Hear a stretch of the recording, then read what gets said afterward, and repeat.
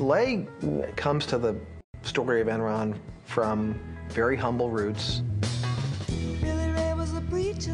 My father was a Baptist minister, and he was ordained a Baptist minister while I was very young, probably 2, 3 years old. Ken Lay was a Baptist preacher's son in a family that had been poor all its life. And he, throughout his life, worked several jobs as a kid, and clearly had in mind that things could be better and wanted things to be better and had a huge ambition to make wealth for himself. He told a story later about sitting on a tractor dreaming about the world of business and how different it could be from the way things were for him and his family.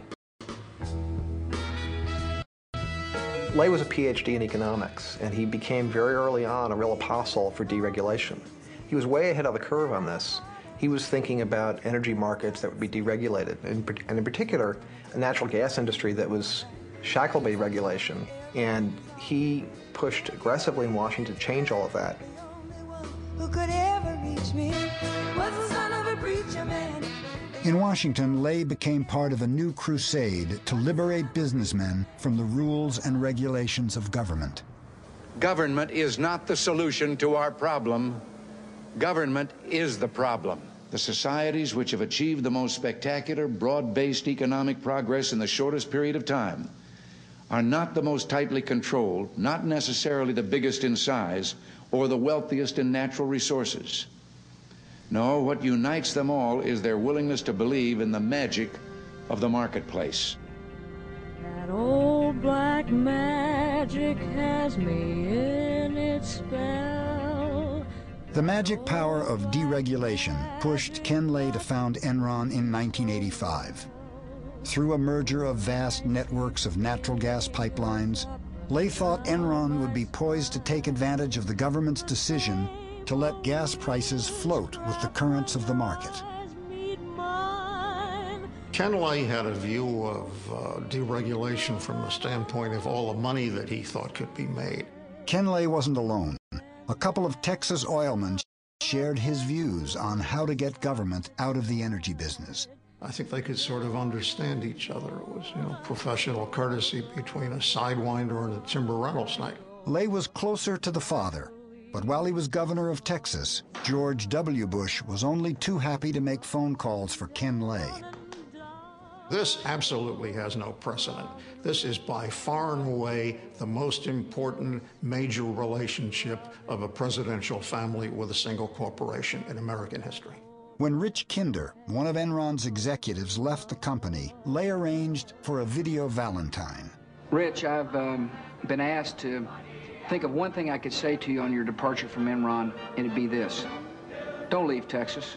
Well, Rich, you have been fantastic to the Bush family. I don't think anybody did more than you did to support George. And of course, at this stage in my life, and Barbara's too, that's what really matters, your family and your friends. Early on, George Bush Sr. helped secure billions in government subsidies for Enron International, and he helped promote Lay as deregulation's ambassador at large. Enron is a company that deals with everyone with absolute integrity. We want people to leave a transaction with Enron thinking that they've been dealt with in the highest possible way as far as integrity and truthfulness. He always wrapped himself in the cloak of moral rectitude. But there was one episode early on that raised questions about whether he was actually walking the walk. This was the Enron oil scandal, also known as the Valhalla scandal.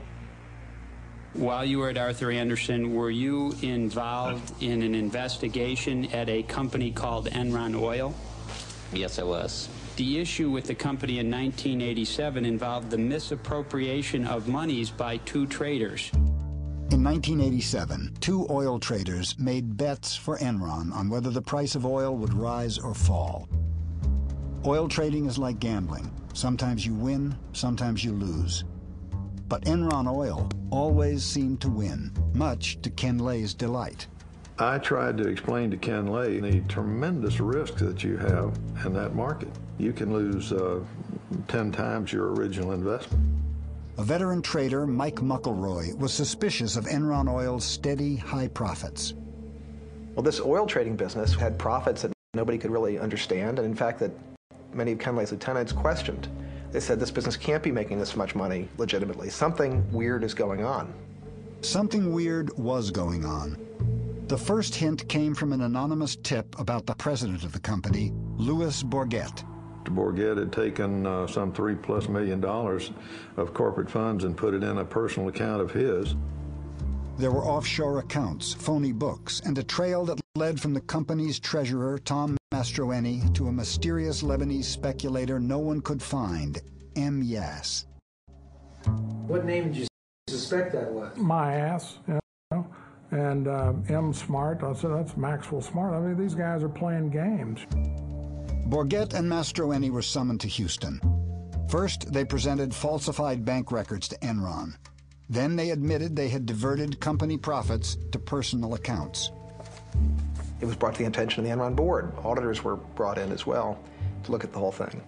At the board meeting, the auditors told Lay that Bourget and his traders were manipulating earnings, destroying daily trading records, and probably gambling way beyond their limits. The next day, we found out that Lay's decision was to basically change nothing as far as the operation's concerned, and the reason he gave was that this was the only part of the combined company that was making any money, and that he could not, you know, kill the golden goose. The traders weren't fired or even disciplined. Instead, Enron sent a telex to Bourget. Please keep making us millions. Instead of reducing Enron's risk, Lay encouraged his traders to gamble more. But then, their luck changed. 2 months later, I got this panic call that they had drawn down $90 million in the previous 5 days. What we could do is just try to find out what kind of gorilla we had loose up there. McElroy hopped on the next plane to New York. He knew Mastroeni had another set of books, and he would do whatever it took to get them. I basically stood over Tom and I told him one of two things was going to happen. Either one of the trading partners that was crooked with Bourget, who was a German arms dealer, was going to kill him, or I was. I said, I'll track you down and find you no matter where you go, and sooner or later I'll get you. The next day, Mastroeni came in with the real books. The traders had gambled away all of Enron's reserves. By acting fast, McElroy bluffed the market and managed to save the company.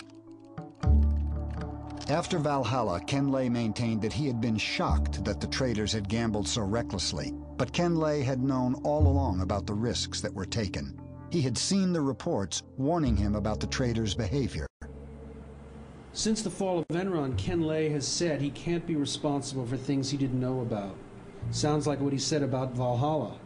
Do you believe that he didn't know? I can answer only for one. I can answer for Valhalla, because Ken Lay did in fact know about this thing, because I had told him myself. The auditors adamantly told Mr. Ken Lay that the 2 rogue traders should be fired.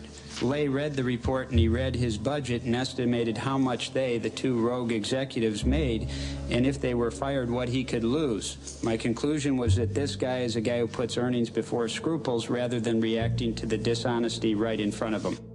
Mastroeni received a suspended sentence. Bourget was convicted of fraud and spent 1 year in jail. With his biggest moneymaker now behind bars, Ken Lay had a problem. Who could he find to make